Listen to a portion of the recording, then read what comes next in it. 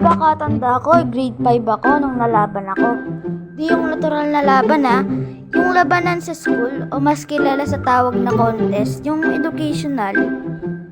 Marami kaming nilaban noon, parang kami yung pambato ng school namin. So ako yung nalaban sa copy reading and headline writing.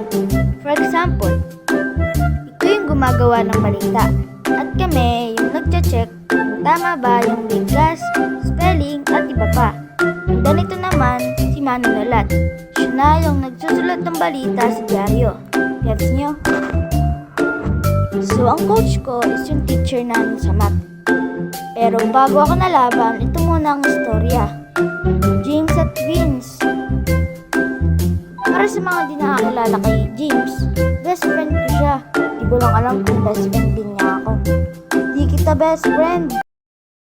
Akala ko ikaw ay akin, totoo sa aking paningin. Ngunit ang ika'y yakapin, naglalaho sa dilim. Okay, balik sa kwento. James at Vince, isa sa inyo ay mailalaban sa educational contest natin dito sa school. Punta na kayo sa math teacher nyo. Siya ang mamimili kung sino ang ilalaban sa inyo. Habang naglalakad kami papunta sa math teacher namin, ito namang si James nagpapatalo agad. Uy Vince, galingan mo magpapatalo na agad ako. Ayokong malaman ng mga ganyan Ako naman tuto, umuo na lang ako. Mga 2 or 3 days ata kaming pinractice. Hanggang sa dumating na ang tamang panahon para mamili kung sino sa aming dalawa ang ilalaban. Bale, may sasagutan lang kami sa board. Well, alam niyo na kung sino ang mananalo niyan. Siyempre ako. May binigay lang yung math teacher namin book. Bale, basa-basahin ko lang daw. Long days din kami nag-practice. Parang 2 or 5 days or 4 days ata kami nag-practice nun until the day has arrived.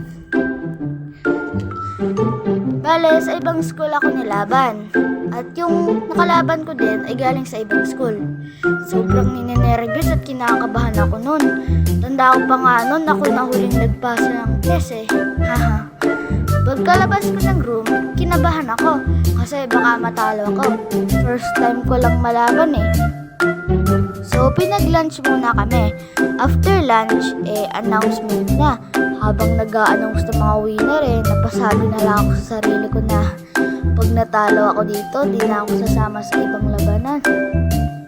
Kasi dati, nung nagpa-practice pa ako, confident pa ako na magiging champion ako Pero, 5th place, Mia.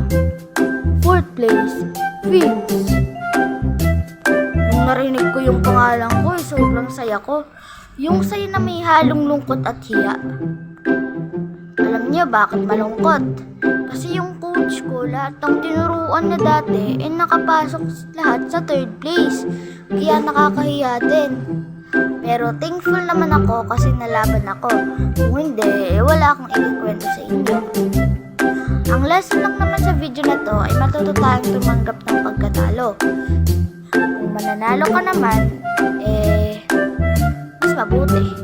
Hindi namang bumawi sa ibang labanan, di ba?